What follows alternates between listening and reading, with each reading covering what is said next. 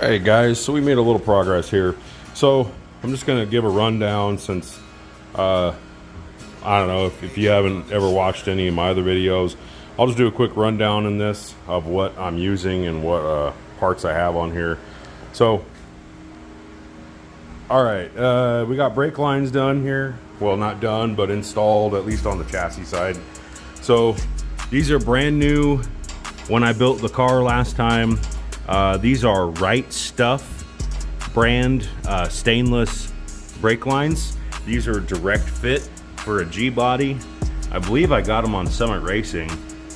So Right Stuff direct fit stainless brake lines. This is a Speedway brand disc conversion metric chassis proportioning valve, brake proportioning valve. And then same with the front brake lines. Those are also Right Stuff stainless steel brake lines for a G-body. Once again, I believe I bought that whole kit on Speedway. And then we'll jump over here. So I'm using get down here. So I'm using, this is the S10 spindle swap. So this is off of, like, I can't remember the years. I think they're like 2002 to like 2005 or something like that. Somewhere around there, 98, 2005, I can't quite remember. But that's what these spindles are off of. S10 Blazer, two-wheel drive, S10 Blazer. It has to be the S10 Blazer because I believe the S10s are still a regular pack bearing, and then they have smaller brakes. So you do this swap so you can do a hub assembly instead of the actual brake rotor itself that has bearings that you pack every time. So this comes with a hub assembly. Pretty affordable swap, especially if you find one that has good hubs. Then you don't have to replace them. I just went ahead and replaced them. I believe these are like oh god, I bought a long time ago, like Detroit hub or something like that. God, I can't remember. They got them on eBay a long time ago. They're still pretty good. They don't feel gritty or anything. They don't wobble, so they're still good. Like I said, S10 spindle. This allows you to run, I believe the stock rotor on an S10 Blazer is like almost 11 inches. I want to say it's like 10.78 or something like that. And then it comes with factory, they come with a dual piston front caliper. So that's a big upgrade from the G-body single piston caliper. So that was my biggest drive, was a bigger brake and a better caliper. So I'm not running anything special on the front. I bought some cheapo drilled and slotted rotors, and then I just bought brand new calipers from like the parts store. And then I'm running like I think Duralast Gold Series front pads, something like that. I'll probably, like I said, I kind of want to do the upgrade to the C5 brakes. So I may not do anything with these brakes right away. I might do it eventually sometime. We'll see. And then as far as sway bar, this is not a factory sway bar. This is actually an F-body sway bar.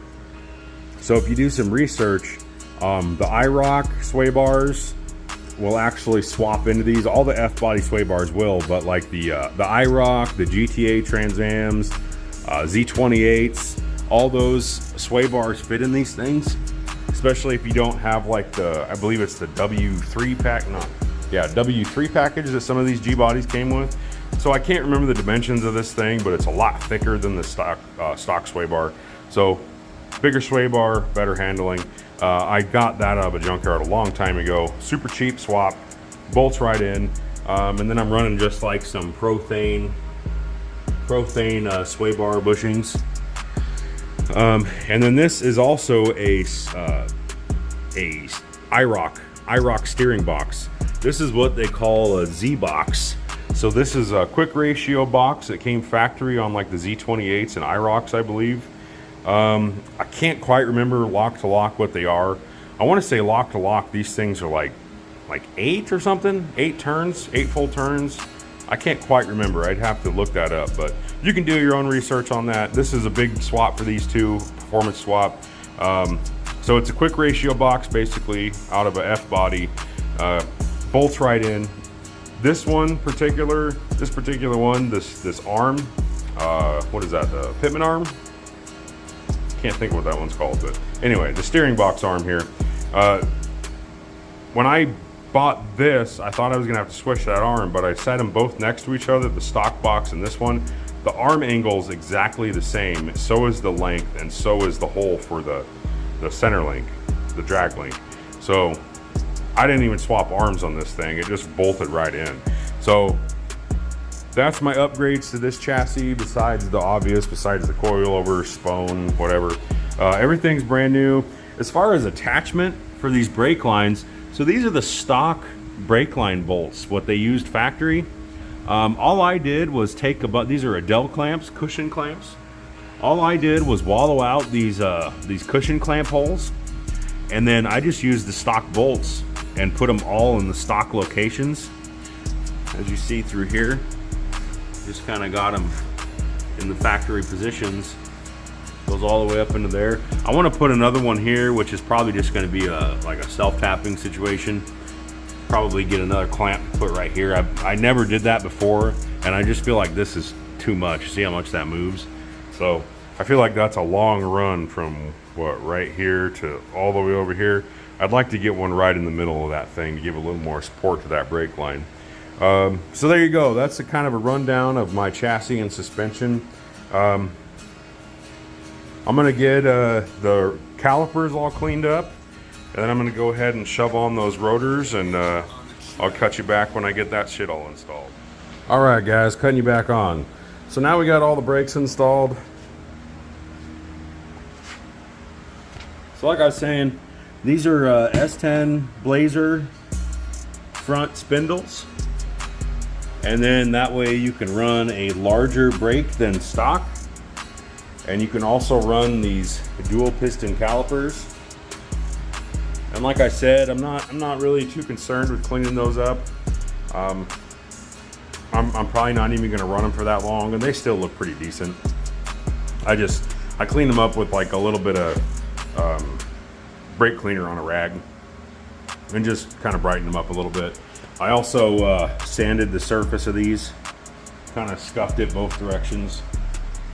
So you get you're supposed to do that with new rotors. And these were kind of, they've been sitting for a while, so I went ahead and scuffed up the surfaces. Sway bar is in, brakes are on, all the brake lines are in. These are Russell, I think they're just metric chassis braided front brake lines.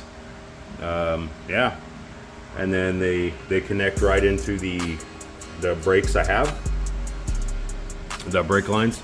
And then I just use the factory bracket right there. Yeah, kind of like I said, it's pretty simple once you've already done all this. You don't gotta redo everything really. Everything kind of falls into place. Happy the brakes are back on. That's a big accomplishment. I do have to run, I believe these are like 1/4 inch spacers. Yeah, I think they're about 1/4 inch spacers in the front, because I am running the F-body wheels. So the wheels I run in the front would be considered the rear wheels on an F-body, and the wheels that I run in the rear of the car would be considered the front wheels of an F-body. So they have a different back spacing between the two, and the rear wheels fit on the front wheels fit on the back of a GBody much better than the rears. They actually dish in and sit properly. And then you have to run a spacer if you're going to run the full set. I do have another set of F-body wheels. So I have, not set, but I have another set of the deep dish ones. So I have another set of the front F-body wheels that I'm going to try to get cleaned up and get tires mounted on. So I don't have to run spacers anymore. I don't like running spacers in the front. I barely have any threads sticking out of the lug nuts when I run the spacers. There's maybe like one thread sticking out, and I don't like that. So we're gonna go ahead and get these wheels put on so I can drop the front of it down, and then I'll cut you back. All right, wheels on. And I was wrong. It's not even a couple threads out. It's like straight up no threads out. So I hate that. I don't like it at all. But so the reason you have to run spacers on these is you see the gap right here. So this gap between the tie rod end and the rim, you can barely get your finger in there. I think it's closer on one. Yeah, it's closer over here. See how close that is? So with these F-body rims, that's why you have to run spacers, because you don't, I can't even get a finger in there. So I hate it. I hate that. So anyway, that's why you're running spacers with the F-body rims on the front of these things. I want to get rid of the spacers like I just said. So I'm gonna get this other set of wheels going. That's them right there on the bottom. Those are the other sets of I'll call them deep dish, the deep dash wheels. Those are the rears. They got the the Toyo Proxys, yeah. And then these are the other ones with junk ass tires. So I need to get some new tires for the front, and we'll go ahead and put those on. And I'm gonna try to get them cleaned up though. Side by side, since I had these wheels polished, these have been professionally like sanded and polished. Since I had them done side by side, they look pretty close. So I think I might just spend some time hand polishing them and see how close I can get them. And then once I get them looking good, then yeah, they should match pretty well. So super excited about the progress I'm getting. Got the whole front suspension on now. All the brakes, whole front suspension, the wheels, steering. Man, I am super excited for this. This is looking good, guys. I'm pumped. So I can't wait to start tackling this rear end. So the only thing holding me back with the rear is the coilover mounts. And why don't I get those out real quick, and we'll kind of talk about it. That way my next video I can kind of lead into what we're gonna do to get those coilover mounts to fit. So I'll cut you back here. All right guys, back at you here. So I was just gonna kind of talk about the issues I have with these brackets. So I don't know how well we can see it here, but anyway, so here's the UMI bracket. So this bolts into this back shock mount, and then this is supposed to bolt into your control arm mount, and then these are adjustable levels where you can mount your coilovers. So as you can kind of see here, it's kind of shitty. You need a light almost. Well, you can tell that this bracket doesn't fit flat. So the problem I have is that I need to cut this bracket and then grind it down to the point where this part can sit flat against the rear section of the mount, and then this side can sit flat against the control arm, and then from there I can figure out where I need to mount it over here on the side, because I don't know if you can see that. It's kind of I'm gonna have some hurdles here trying to get this thing to fit right, but either way it's gonna work just fine.